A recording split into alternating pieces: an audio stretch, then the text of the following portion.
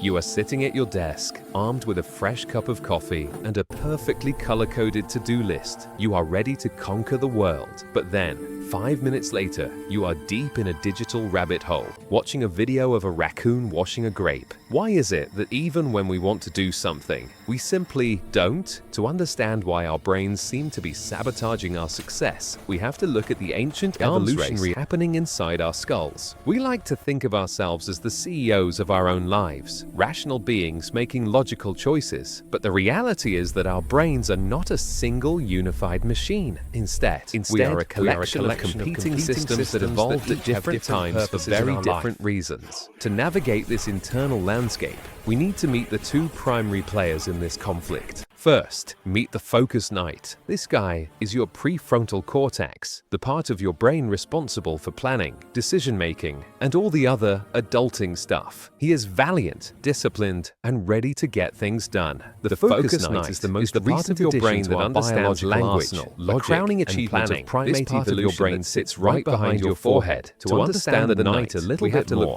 it helps to compare him to most of life's history. Creatures such as lizards live in the eternal now, reacting purely to hunger, reproduction, fear. But as our ancestors moved into increasingly complex social environments, nature began to develop after birth. Kind of wet. It helps us to understand language, to understand the language of others around us, to plan outside of the eternal web of tribal politics, to regulate our behavior accordingly. Crafting of stone tools. This wasn't just about survival; it was about simulation. The focus knight allowed us to see a future that didn't exist yet, enabling us to imagine the result of a hunt days in advance. And that's how the we'll outsmart the consequences of a mammoth. social We'll slight surround within it the from all group. sides, He is the just like this reason we can diagram suppress shows. the urge to eat all our seeds today, so we can plant a harvest for tomorrow. He is the master of the long game, the architect of civilizations, and the guardian of our highest aspirations. On the other side of the battlefield is the distraction dragon. This guy is your limbic system, the part of your brain that's all about instant gratification. The dragon doesn't care about your long-term goals or your to-do list. He just wants snacks, naps, and maybe a quick scroll through Instagram. Every time you try to focus, it's an epic battle between the knight and the dragon. And unfortunately, the dragon has a secret weapon, dopamine. Dopamine is often called the feel-good chemical, but it's more like a motivation chemical, a neurochemical carrot on a stick that drives us to seek out rewards. In the vast stretch of human history, this system was a masterpiece of biological engineering. For our ancestors, a hit of dopamine when finding calorie-dense berries or a safe place to sleep meant the difference between life and death. It ensured we repeated the behaviors that kept us alive. But today, we live in a world of infinite, high-speed digital abundance. Every notification, every like, and every auto-playing video is a direct hack of the dragon's dopamine system. Imagine the chemistry of this betrayal happening in real time. As you sit at your desk, your focus knight prepares to engage with a difficult task. Inside the brain, electrical signals race across synapses, attempting to maintain a coherent network of goal-directed activity. But then, your phone buzzes. The distraction dragon smells the opportunity. In an instant,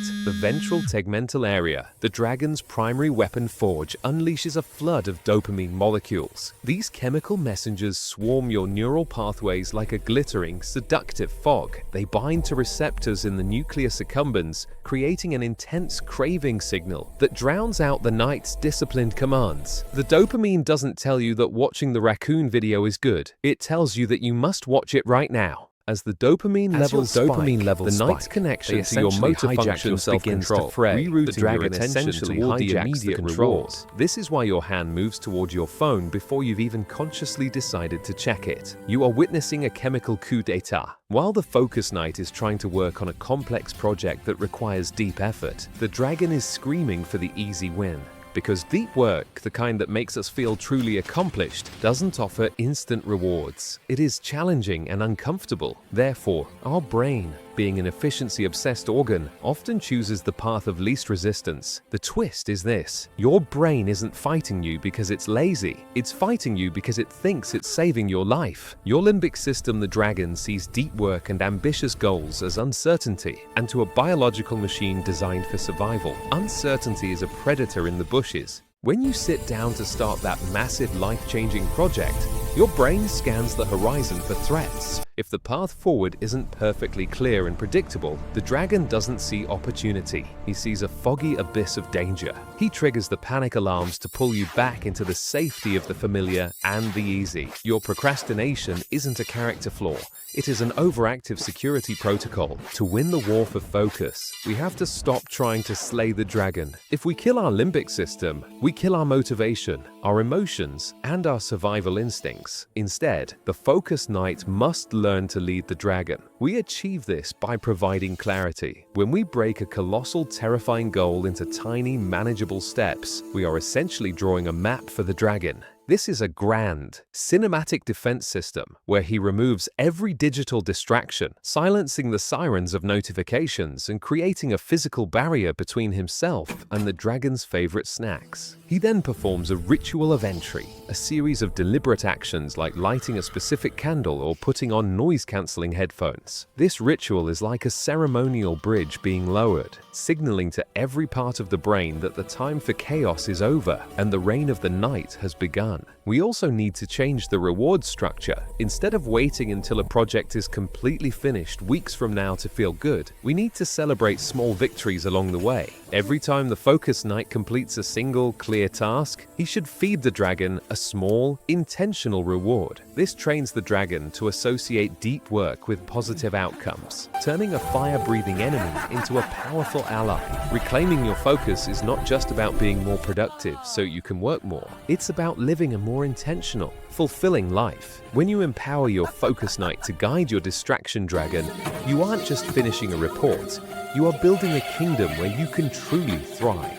Imagine being fully present with the people you love, or losing yourself in a hobby you enjoy, without the dragon constantly pulling at your sleeve for a phone notification. Focus is the lens through which we experience the beauty and scale of the universe. It is how we make sense of our place in this vast, lonely, beautiful cosmos. We often agonize over our to-do lists as if the fate of the galaxy depends on them. But in the grand timeline of the universe, our individual struggles for billion-year odyssey from the Big Bang to the present.